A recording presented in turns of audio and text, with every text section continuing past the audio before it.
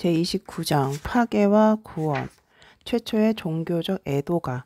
수메르의 에도가는 수메르와 아카드의 시인들에 의해 개발되고 발전된 문학 장르로서 주기적으로 계속 유린되는 그들의 땅과 도시와 신전들에 대한 그들의 고슬픈 응답이다. 이 장르의 최초의 싹은 기원전 24세기 우르카기나의 시절까지 거슬러 올라간다.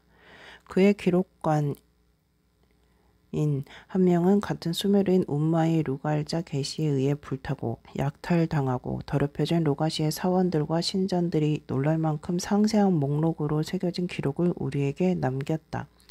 언뜻 보면 그것은 루갈자 게시에 의해 라가시에 지속적으로 가해진 불경스러운 행위들의 기록에 지나지 않은 것 같다. 그렇기 때문에 그 악인은 마땅히 신들의 손에 의해 벌받아야 한다는 식으로 말이다. 그렇다던 치더라도 파괴된 신전을 조목조목 열거하는 적나라함, 그 참담함과 슬픔의 함축, 신의 뜻 앞에서의 인종, 그리고 인과응보에 대한 믿음 등은 후대의 더욱 놀고울적이고 분명한 애도가들에 비해 조금도 못하지 않다. 일단 궤도에 오르자 에도가 장르는 아카드 왕조가 군림하던 비참한 시절에 수메르 시인들 사이에서 급속히 발전했을 것임에 틀림없다.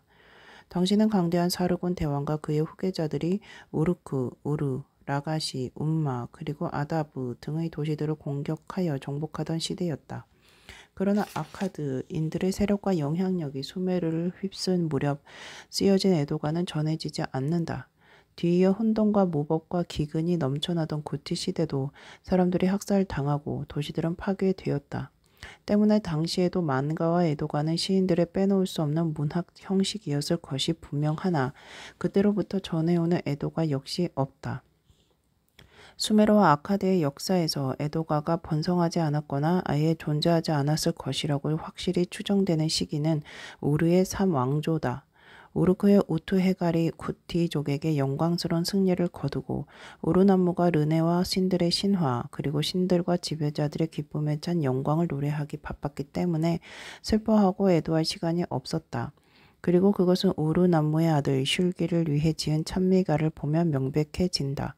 슐기와 그의 공중 시인들은 불과 50년 뒤에 이 우물하고 애처로운 에도가가 수메르 문학과 종교의식의 주요한 부분으로 자리 잡을 줄은 꿈에도 몰랐을 것이다. 그리고 에도가의 그런 역할은 거의 2000년간 계속되었다.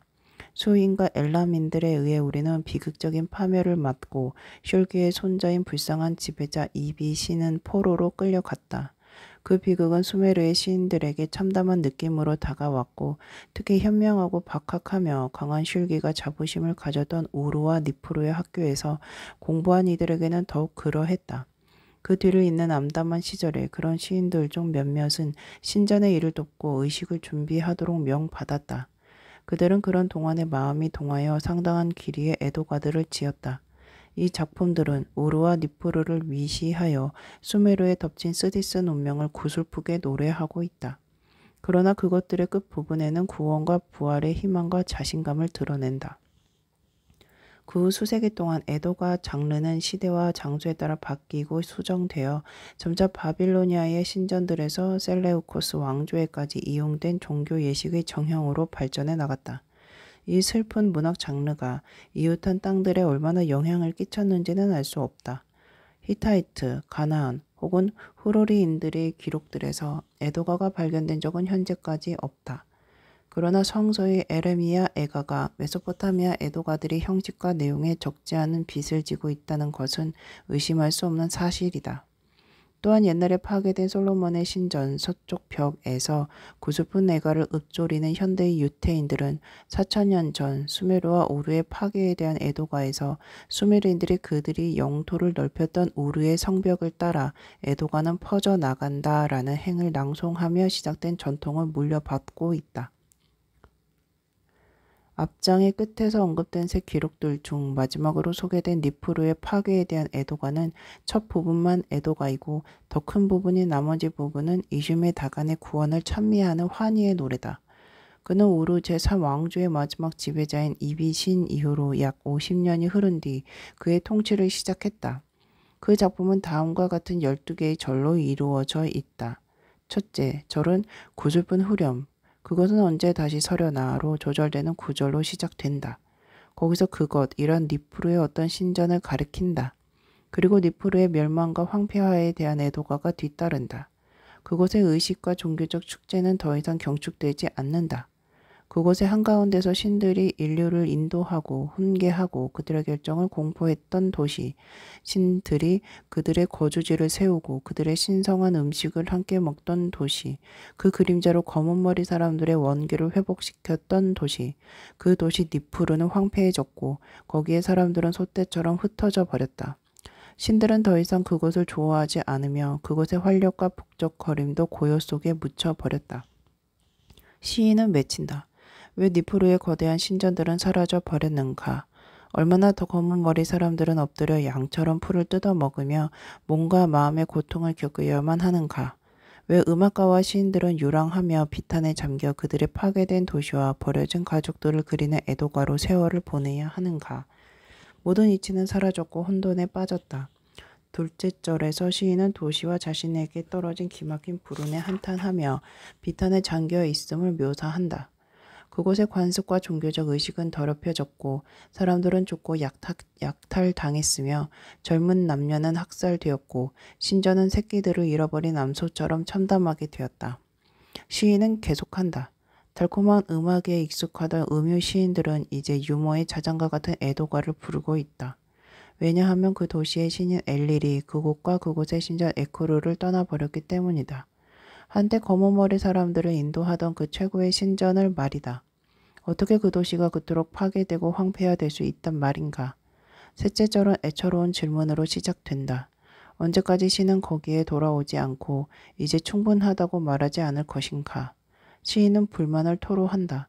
왜 신은 그의 공사를 중단하고 구구거리며 따르는 비둘기들을 둥지에서 쫓아버렸는가. 왜 신은 달콤한 음악이 흐르는 집에서 떠나버렸는가. 왜 신은 마치 그것이 부정한 것처럼 매를 버리고 마치 그것이 모든 땅을 위로하지 않는 것처럼 종교적인 의식들을 거부하는가. 왜 신은 마치 가치가 없는 것처럼 그들을 부셔버렸는가. 왜 그는 그곳으로부터 기쁨을 거두고 비탄에 잠긴 밤낮으로 그곳을 채웠는가. 보라, 시인은 계속한다.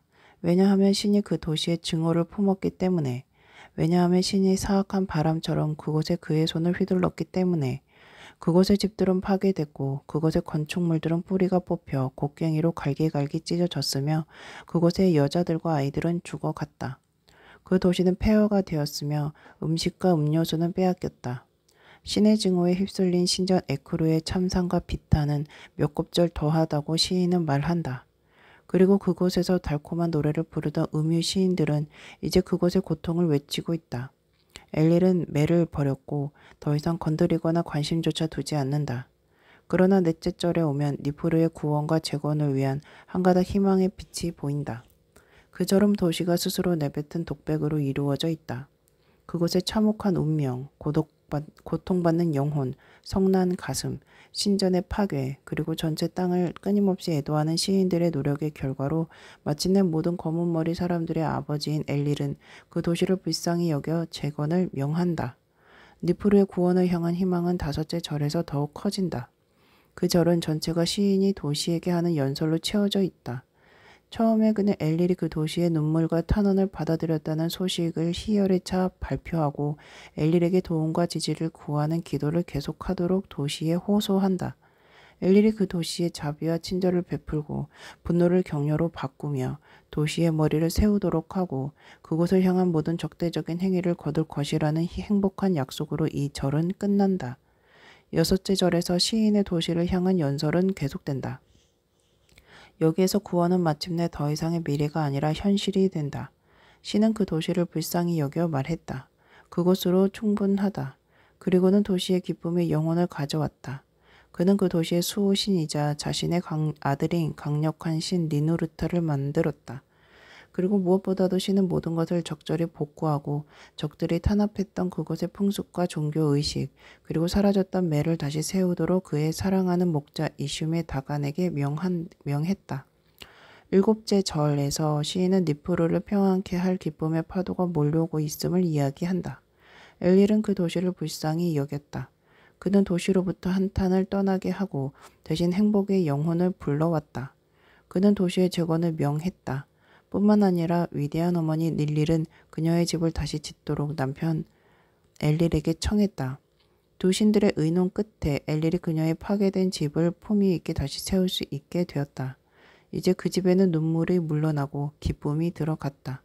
사람들은 술을 따르고 콧노래를 흥얼거리며 외쳤다. 충분하다. 이제 끝났다. 울음을 멈춰라.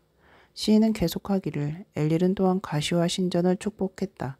엘릴과 닐릴은 에크로에 그들의 단을 높이 세우고 음식과 독조를 받았으며 그들의 거주지에 검은 머리 사람들이 확고하게 자리 잡게 할 의논을 했다. 엘릴은 사방에서 사람들을 니프루로 돌아오게 했다. 그들의 어머니를 떠나갔던 아이들이 돌아왔고 머리를 누일 곳을 찾아 헤매던 사람들도 돌아왔다. 니프루뿐만 아니라 전 수메르와 아카드도 마찬가지로 이슈메 다간에 의해 적의 손으로부터 구원받았다. 주요 도시들의 재건은 8째 절에 상세히 묘사돼 있다. 지혜의 보금자리인 에리두, 초원에 건설된 도시인 우루, 신들이 손수 만든 우르크 쿨랍, 안과 같이 힘이 다했던 자발람, 안의 거대한 검 라가시, 옛날에 건설된 기르수, 야만족인 티드 누피드인들에 의해 점령되었던 움마, 수메르와 아카드의 지도적인 도시인 키시, 깨끗한 물과 풍부한 곡식으로 축복받은 마르두, 그리고 마지막으로 이슈메 다간의 수도인 이신이 있었다. 그곳은 엘릴, 엔키, 그리고 님마가 오랫동안 번성하도록 한 도시였고 그들이 힘센 영웅 니누르타에게 넘겨준 도시였으며 아내 위대한 딸이자 그 땅의 해몽자인 니니 신나가 그녀의 우뚝 솟은 신전에서 원기를 회복하고 그녀의 아들 다무가 모든 외국의 땅들을 정복하도록 신들이 정한 도시였다. 9째 절에서 시인은 엘릴이 니프루와 전 수메르 그리고 아카드에 가져온 번영과 행복의 나날들을 묘사한다. 그것은 니프루가 고개를 높이 세우고 에크로가 번성한 시절이었다. 그것은 수메르와 아카드가 팽창한 시절이었다. 그것은 집들이 지어지고 경작지의 울타리가 튼튼히 돌린 시절이었다. 그것은 초목에 싹이 트고 살아있는 창조물들이 태어나는 시절이었다. 그것은 마국간이 지어지고 양우리가 세워지던 시절이었다. 그 시절은 불운이 행운으로 바뀌는 시절이었다. 그것은 정의가 그 땅에 선언된 시절이었다. 그것은 암양이 새끼양을 낳고 어미염소가 새끼염소를 낳던 시절이었다. 그것은 암양이 새끼양을 몇 곱절로 늘리고 어미염소가 새끼염소를 몇 곱절로 늘리던 시절이었다. 신들의 구원과 재건은 10번째 절에서도 계속되고 발전해 나간다. 그러나 그것은 그 땅 전체보다는 우선적으로 니프루와 에크루, 특히 이슈메 다간에 의해 에크루에서 엄청난 양으로 신들의 식탁에 다시 한번 바쳐진 순결하고 신성한 제물들에 대한 환희였다. 11번째 절에서 시인은 엘릴이 그곳의 사람들에게 준 유토피아적인 나날들을 묘사한다. 그것은 아무도 친구와 동료들에게 무례한 말을 하지 않고 아들은 아버지를 존경한 시절이었다. 그것은 겸손함이 일상화되고 귀족들은 아랫사람들에게 영예로웠으며 형은 동생에게 존경받던 시절이었다. 그것은 약한 자가 강한 자에게 불만이 없었고 상냥함이 일상화된 시절이었다. 그것은 마음 내키는 대로 어느 곳이나 두려움과 방해 없이 여행하던 시절이었다. 그것은 태양이 흠뻑 내리쬐는 그 땅에서 슬픔이 떠나가고 어둠이 밀려나 모든 숨쉬는 창조물들의 기쁨에 넘친 시절이었다. 12번째나 마지막 절은 거의 전체가 이슈메 다간의 숭고한 행위들을 찬양하는 데 바쳐진다. 자비로운 엘릴 앞에서 눈물을 거두게 한 뒤 이슈메 다간은 도전받던 매를 다시 세우고 폐지되었던 희생제를 다시 열었으며 기구나를 풍요와 안녕, 기쁨으로 채웠다. 그런 후 그는 기도와 탄원을 엘릴에게 했고 이슈메 다간의 신앙심, 겸손, 경건함에 마음이 즐거워진 그 시는 그의 통치 동안 사람들이 안전하게 살 수 있는 행복을 그에게 주었다. 그리고 시인은 모든 수메르와 아카드의 사람들이 하늘과 땅의 지배자이자 위대한 산인 엘릴의 드높음을 영광되게 할 것이라며 끝을 맺는다. 많은 그의 전임자와 후계자들과 마찬가지로 니프루와 수메르의 구원자 이슈메 다간은 수메르의 시인과 우메 시인들에 의해 왕의 찬미가로 칭송된다. 그런데 그것들은 성서, 시편의 성가들과 매우 비슷하다. 시편에서 왕은 이스라엘의 목자로 찬양되고 미화되며 시는 너는 나의 아들이며 나는 너의 아버지다 라고 그에게 말한다. 왕은 시편 작가들에 의해 태어날 때부터 왕권을 부여받고 자궁에서부터 축복받는다고 설명된다. 그는 그가 부여받은 힘의 상징인 호를 가진다. 그는 머리에 황금의 관을 쓰고 위엄과 영광으로 덮여 있다. 그는 압제자들을 물찌르고 가난한 자와 필요한 자들에게 구원을 준다. 그는 모든 적들에게 파멸과 절멸을 가져오고 그의 백성들에게 평화와 번영을 가져다 준다. 그는 장수와 영원한 치세와 영구한 이름과 명성으로 축복받는다. 이 모든 왕에게 부여된 자질과 미덕과 업적들이다. 들이 다음 장에서 설명될 것이다. 그것들은 모두 수메르여 시편 작가들에 의해 그 땅의 충실한 목자이며 수메르인들이 그들의 이상적인 메시아로 상상한 수메르의 왕에게 바쳐진 것이다.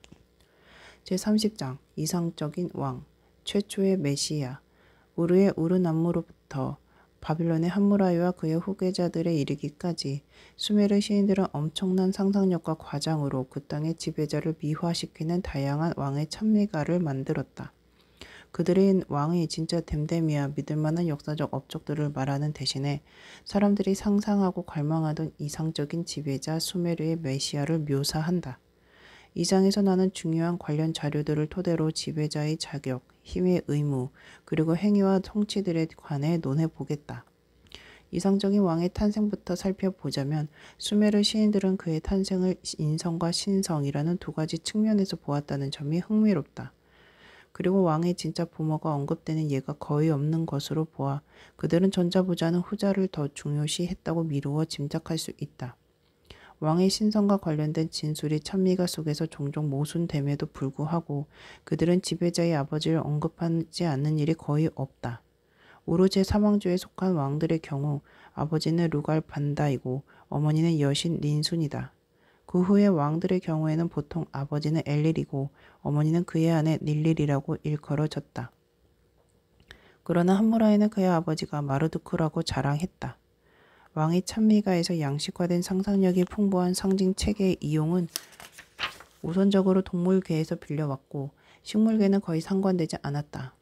그러므로 탄생과 연관지어 왕은 머리와 몸에 얼룩번점이 있는 황소의 진실한 자손, 마곡간에서 길러진 목이 두꺼운 흰 암소의 송아지, 들소에게서 태어나 유지와 우유를 먹고 자란 왕, 풍요의 마곡간에서 태어난 송아지, 풍요의 해에 태어나 평화의 시대에 풍부한 우유를 먹고 자란 젊은 황소, 용에게서 태어난 사나운 눈을 가진 사자, 풍부한 우유를 먹고 자란 사나운 표범, 거대한 사자의 혈통을 받은 튼튼한 뿔을 가진 황소, 사자의 혈통을 받은 힘센 전사 등으로 묘사된다. 우리가 나의 어머니 닌순의 자궁에서부터 감미로운 축복이 나에게 왔다. 나는 자궁에서부터 전사요. 태어날 때부터 강한 인간이다. 나는 자궁에서부터 고귀한 아들로 축복받았다. 나는 숭배되는 왕이요. 자궁에서부터 기름진 씨앗이다. 비옥한 자궁에서부터 왕권에 걸맞는 왕자 등의 자화자찬의 구절들을 글자 그대로 받아들인다면 왕은 자궁에서부터 축복받아 세상에 온다. 시인들이 특히 니프루의 엘리를 대표되는 신의 다양한 축복을 왕이 받았다고 상상하는 것은 그의 즉위식이나 그가 적과 전쟁을 벌일 때 혹은 그런 뒤다. 그리고 보통 이것은 다른 신의 중재를 통해 이루어진다. 시인들에 의해 상상된 이 과정의 생생한 예는 슐기의 찬미가에 나온다. 왕위에 오르는 날, 슐기는 우르의 수호신 난나의 앞에와 매를 다시 세우겠다고 약속한다. 그러자 난나는 니프루로 간다. 그는 신들의 환영을 받으며 에크로로 들어가 엘릴에게 다음과 같이 연설한다. 아버지 엘릴이시여, 그의 명이 거역될 수 없는 지배자이시여, 매를 세운 신들의 아버지이시여, 당신은 나의 도시로 눈을 들었고 당신은 우르의 운명을 정했고 나의 신성한 가슴이 청하는 틀림없는 왕을 축복해 주십시오. 왕, 목자 슐기, 기품이 가득한 충실한 목자, 그가 나를 위해 이방의 땅을 정복하도록 해 주십시오. 엘릴은 난나의 호소에 기쁘게 응답한다. 그리고 난나는 엘릴의 축복과 함께 우르로 돌아와 슐기에게 말한다. 엘릴이 너를 위해 이 땅의 힘을 보호한다. 닌순의 아들이자 왕인 목자 슐기여, 너의 세력은 멀리까지 미칠 것이다.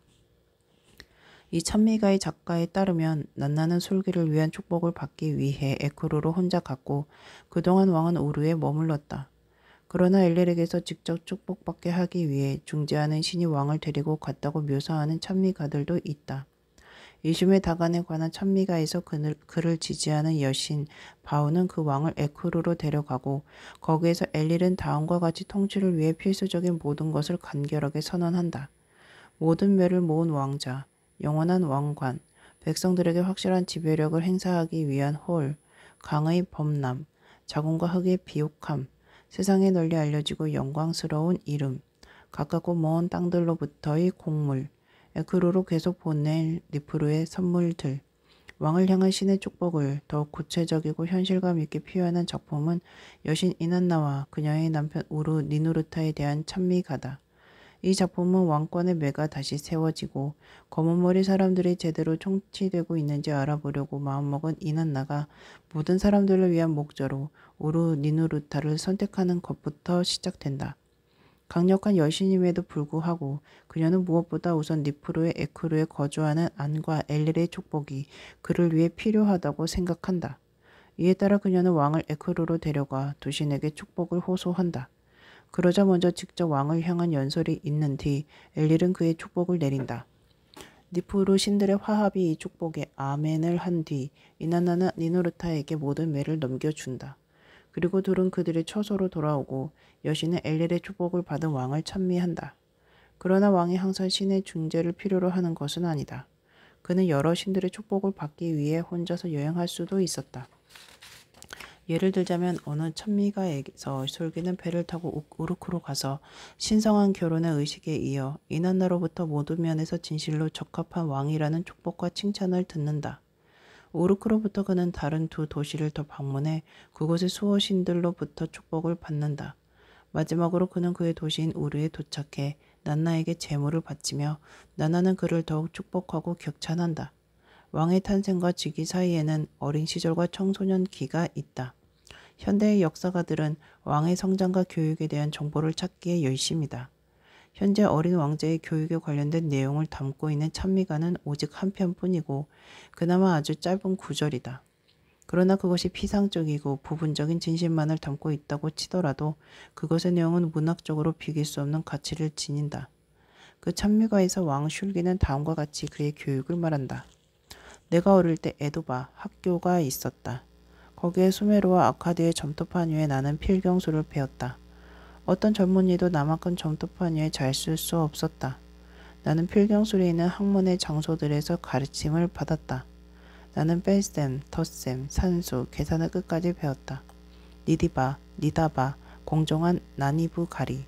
친절하게도 지혜와 이해력을 나에게 부여했기에 나는 막힘없이 쓰는 솜씨 좋은 필경사다. 만약 우리가 이 찬미가를 신뢰한다면 이 왕은 그의 세계에서 가장 깨어있고 박식한 인물의 하나였다. 약간 모호하지만 인간적인 흥미가 끌리는 어린 왕자와 어머니의 사랑에 관한 사항들이 어느 작품에서 엿보인다. 그런데 그것은 찬미가가 아니라 슐기의 아내가 그녀의 아픈 아들에게 불러주었다고 알려진 자장가다. 이 시에서 어머니는 아들이 잠들도록 토닥거리며 감미로운 치즈 조각과 촉촉한 양상추를 주겠다는 약속과 함께 부드러운 노래를 부른다. 그리고 그녀는 사랑스러운 아내, 활기찬 유머에 의해 돌봐지는 사랑스러운 자식들, 풍부한 음식, 선한 천사들, 그리고 그가 왕위에 오른 후에 평화로운 치세 등을 아들에게 축복한다. 그러나 교육과 성장 과정이 어찌 되었든 간에 수메르와 아카드의 왕은 완벽하고 이상적인 인간으로 여겨졌다. 그는 강인한 체력과 뛰어난 외모, 필적할 자 없는 지력, 그리고 신앙심과 성실성의 전형과 같은 정신력 등을 두루 갖춘 것으로 간주되었다. 우르나무는 품위와 현란한 호강에 휩싸인 잘생긴 왕이었다고 묘사된다. 슐기는 아름다운 입과 아주 흰 얼굴을 가졌고 가슴까지 늘어진 신성한 그의 청금석 수염은 장관이었다고 한다. 뿐만 아니라 그의 장엄한 모습은 높이 솟은 당과 왕자에 잘 어울렸고 머리에 왕관부터 발에 신은 샌들까지 값비싼 예복을 두르고 있었다.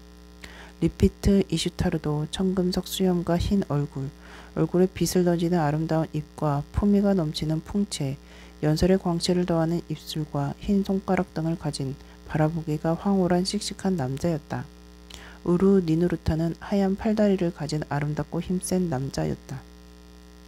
그의 우아함은 왕권을 더욱더 격조에 높게 장식해 주었다. 림시는 우아한 이마, 지배자다운 팔다리를 가진 키가 훤칠한 남자였다. 왕들의 장대한 모습보다 더욱 인상적인 것은 그들의 육체적인 힘과 용기였다. 예를 들어 슐기는 자궁에서부터 전사였고 그가 태어난 날부터 힘센 남자였다. 그의 신 난나는 전사의 명예와 힘을 그의 신전에서 그에게 부여했다. 엘릴은 당당한 팔을 그에게 주었다. 그는 언제나 선두에 선 용맹한 왕이었다. 그는 사자의 피를 받고 태어난 힘센 전사였다. 그는 전사의 명예를 굳게 지켰고 그의 힘과 세력이 노래 속에서 찬양된 엄청난 힘의 소유자였다. 왕의 체격과 용기의 중요성은 그것을 찬미하는 시인들에 의해 전개된 풍부한 상상력과 상징을 보면 알 수 있다. 슐기는 크게 벌린 입을 가진 사자였고 거대한 황소의 억센 사지를 가졌으며 사자의 얼굴을 한 용이었다. 그는 물살 속에서 자란 떡갈나무처럼 강했고 보기만 해도 황홀한 열매가 주렁주렁 달린 기름진 메스나무였다. 이심에 다가는 뿌리가 굵고 가지가 무성한 장대한 메스나무였다. 그는 정상이 보이지 않는 드높은 산이었다. 그는 금과 은을 합쳐놓은 것처럼 온 대지를 밝게 비추었다. 그는 삼나무 숲에서 자란 삼나무였고 회양목처럼 기름졌다. 리피트 이슈타르는 삼나무처럼 머리를 높이 들었다. 그는 적수 없이 배회하는 사자였고 군대를 공포에 떨게 하는 입 벌린 용이었으며 아무도 감히 공격하지 못하는 들소였다. 지도자의 억센 체격과 영웅적인 용기는 수메르와 아카드를 휩쓴 파괴적인 전쟁에서 승리하기 위한 생존이 걸린 중요한 문제였다. 왕의 찬미가 들에 점철돼 있는 기도들의 다수는 전쟁의 승리를 위한 것이고 전쟁과의 연관 속에서 시인들은 더욱 기발한 상상력을 발휘했다. 슐기는 반란의 땅에 억소같이 퍼붓는 천둥이었다. 그의 무기는 맹수의 이빨처럼 날카롭게 갈렸고 이빨을 세운 뱀처럼 동물을 뿜었다. 그의 화살은 마치 나는 곤봉처럼 전투 속으로 날아갔고 그의 활은 모든 것을 용과 같이 뚫고 지나갔다. 그는 싸움에서 적수가 없는 전사였고 적에게 쏜살같이 꽂히는 혀를 가진 용이었다. 그는 사자와 같이 순식간에 적을 정복했다. 이심에 다가는 전사 중의 전사이자 경로한 무기였다. 리피트 이슈타르는 전투에서 성난 홍수였고 번개 같은 불을 번쩍였다. 우르 니누르타는 적을 폭풍처럼 휩쓸었고 그의 눈부신 후광은 반란의 땅을 마치 짓무르는 구름처럼 뒤덮었다. 전쟁에서의 왕의 무용은 사냥 기술과도 연관되었다. 슐기는 사자와 큰 뱀을 초원에서 포위나 그물의 도움 없이 1대1로 사냥한다고 자랑했다. 그는 사냥감이 입을 열 때까지 기다렸다가 그 속으로 창을 꽂았다. 그는 또한 달리는 영양을 잡을 정도로 발이 빠르다고 주장했다. 왕에게는 힘과 용기는 물론이고 위대한 지혜와 심원한 이해력도 부여되었다.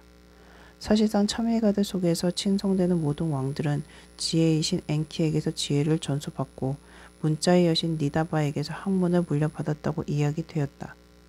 뿐만 아니라 왕은 심리적으로도 통찰력이 있고 눈치가 빨랐다. 그는 회합을 지혜롭고 감동적인 웅변으로 이끌었다. 그는 언제나 현명한 말을 찾을 수 있었다. 그는 마음에서 우러나오는 말을 식별함으로써 거짓과 진실을 구별했다. 그는 더욱 가슴을 식히고 불타는 말은 뒤로 미루었다. 그는 음악과 노래를 사랑했고 전문적인 지식을 갖추었으며 언제나 성실한 실력을 닦았다. 적어도 이것이 슐기의 경우에는 사실이었다. 그를 향한 두 편의 찬미가 중 상당한 부분이 기악과 성악에 대한 그의 사랑을 설명하고 있고 그중 하나의 작가에 따르면 왕은 시인의 힘을 가져서 스스로 노래와 시를 지을 수 있었다. 정신적인 측면에서 왕의 성취는 종교적 행위와 사회적 행위라는 두 가지에 중점을 두었다. 종교적 측면에서 찬미가 시인들이 주로 흥미가 있었던 것은 종교의식에 대한 왕의 헌신이었다.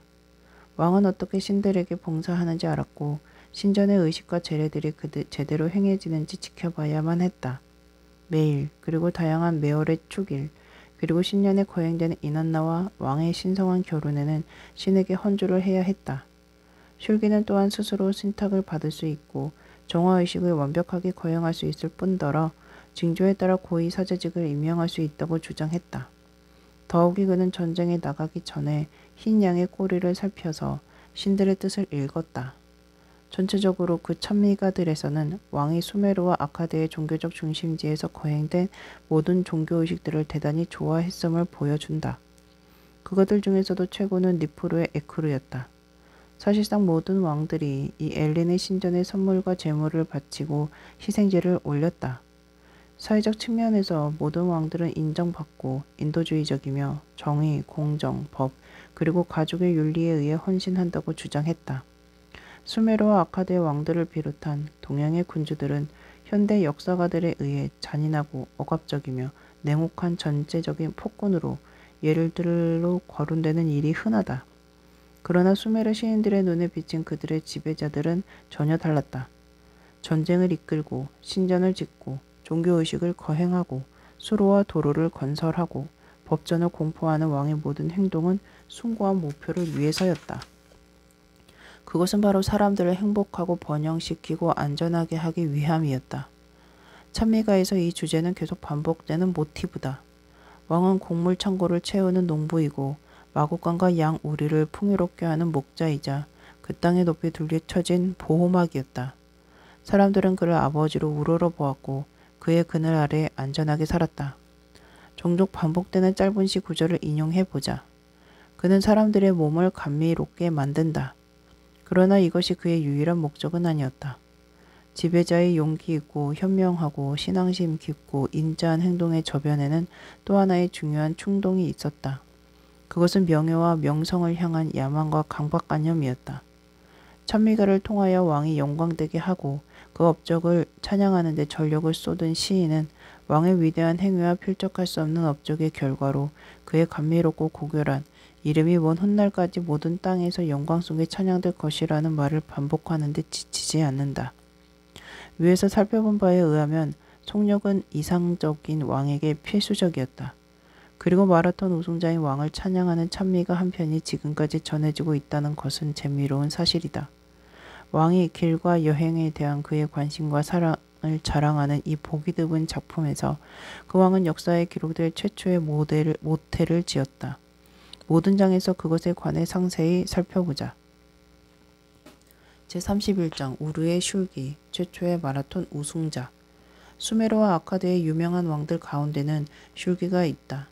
우르 제3왕조의 창시자이자 우르나무의 아들인 그의 첫 치세는 거의 반세기간 지속된다. 사실 슐기가 전체 고대 세계의 가장 특출하고 영향력 있는 군주들 중에 한 명이라는 표현은 절대 과장이 아니다. 그는 뛰어난 군사 지도자이자 세심한 행정가였고 기념비적인 신전들의 정력적인 건설자이자 수메르 문화의 마에케나스였다. 그는 수메르의 정치적인 힘과 영향력을 동쪽의 자그로스 산맥으로부터 서쪽의 지중해까지 확장했다. 그는 궁전과 신전에서 효율적인 부귀와 회계 방식을 시행했다. 또한 그는 달력을 개정하고 중량과 치수의 표준을 정했으며 그는 그의 아버지가 완성하지 못한 수메르의 가장 인상적인 탑인 우르의 지구라트를 완성했으며 그 외에도 수많은 수메르의 도시에 수많은 종교적 건축물들을 세웠다. 마지막으로 최근에 확인되고 있는 바와 같이 슐기는 예술, 특히 문학과 음악의 대단한 후원자였다. 그는 수메르의 주요한 두 개의 에도바를 우르와 니프루로 창설하고 아낌없는 지원을 베풀었다. 그러므로 수메르 시인과 지식인들이 그를 찬양하는 찬미가들은 전례 없이 지은 것은 이해할 만하다. 그런 부류의 가장 뛰어난 작품들 가운데는 왕 자신이 지었다고 일컬어지는 한 편의 찬미가가 있다. 101행으로 구성된 이 찬미가에서 그는 종교적 목적을 위해 그의 타고난 육상 선수로서의 재능을 활용한 장거리 육상 우승자로 나온다. 또한 그는 여행을 쾌적하고 안전하게 하도록 길과 도로를 개량했으며 지친 나그네가 쉬면서 원기를 회복할 수 있도록 친절한 사람들에 의해 운영되는 숙소를 지었다. 정원이 딸린 이것이 바로 역사에 기록된 최초의 모텔인 것이다. 주인공에 의해 부분적으로 해석되는 이 보기 드문 작품은 슐기의 미덕과 재능을 열거하는 것으로 시작된다. 그것은 수메르의 왕의 찬미가의 을에 등장하는 전형적인 형식이지만 놀라운 점은 그 속에서 드러나는 길과 도로에 대한 왕의 사랑과 속력에 대한 열망이다. 나 왕은 자궁에서부터 전사다. 나 슐기는 태어날 때부터 강한 남자다. 용에게서 태어난 사나운 눈의 사자가 나다. 내 지역의 왕이 나다. 검은머리 사람들의 목자가 나다. 모든 땅이 의지할 수 있는 신이 나다. 닌순에게서 태어난 아들이 나다. 신성한 아내의 마음으로부터 부름을 받는 자가 나다. 엘릴에게 축복받은 자가 나다. 닐릴이 사랑하는 슐기가 나다. 닌투가 진실로 소중히 여기는 나다. 엔키에 의해 지혜를 부여받은 나다. 난나의 강한 왕이 나다. 우투의 입 벌린 사자가 나다. 이나나의 음부에 선택된 슐기가 나다. 길 떠난 기품 있는 당나귀가 나다. 도로에서 꼬리를 휘젓고 있는 말이 나다. 열심히 달리는 고귀한 당나귀가 나다.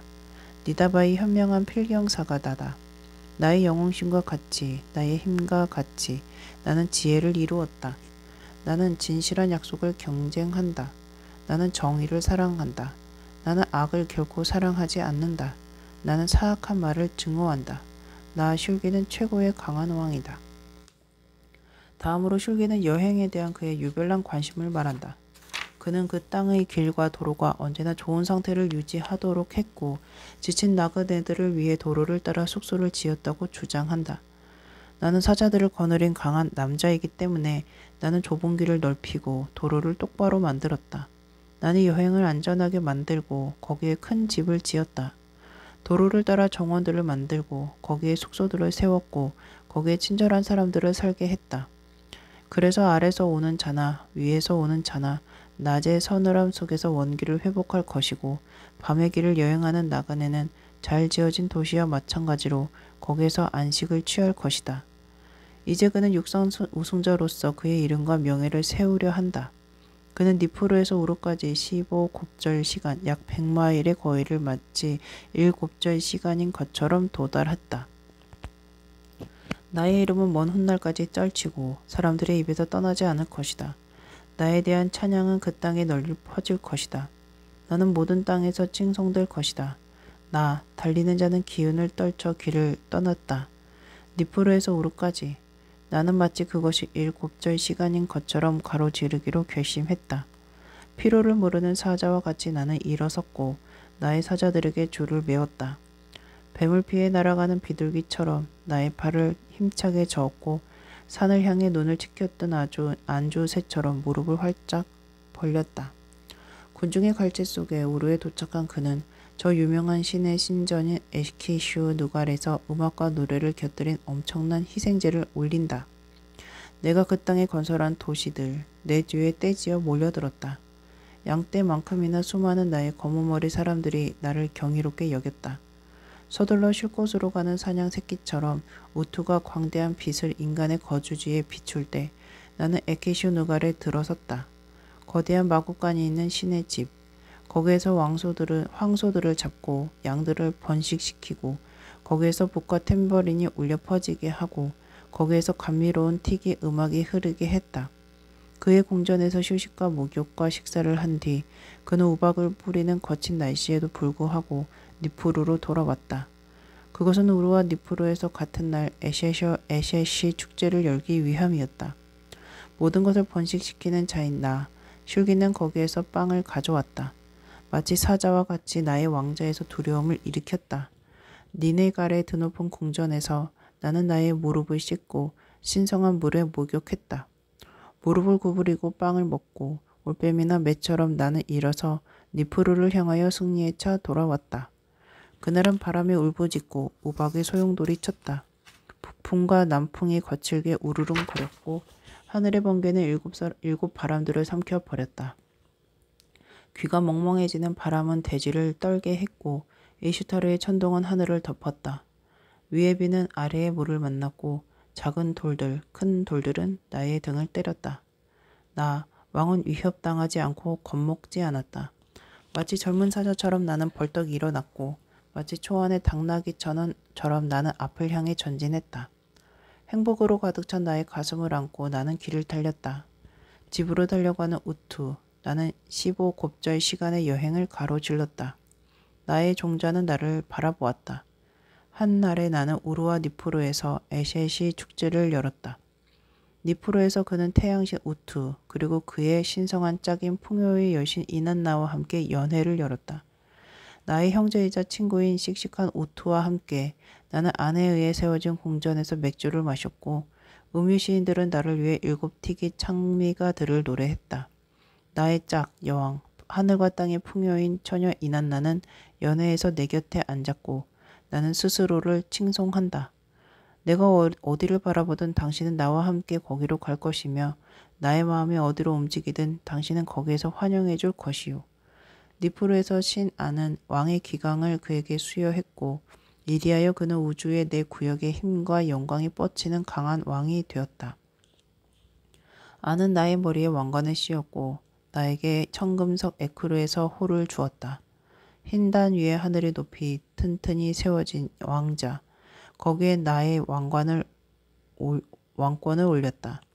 나는 모든 이방 땅을 굽어보며 수메르의 땅을 안전하게 만들었고 우주의 내 구역에서 고개를 숙인 사람들이 나의 이름을 부르고 신성한 노래들을 합창하며 나를 찬양한다.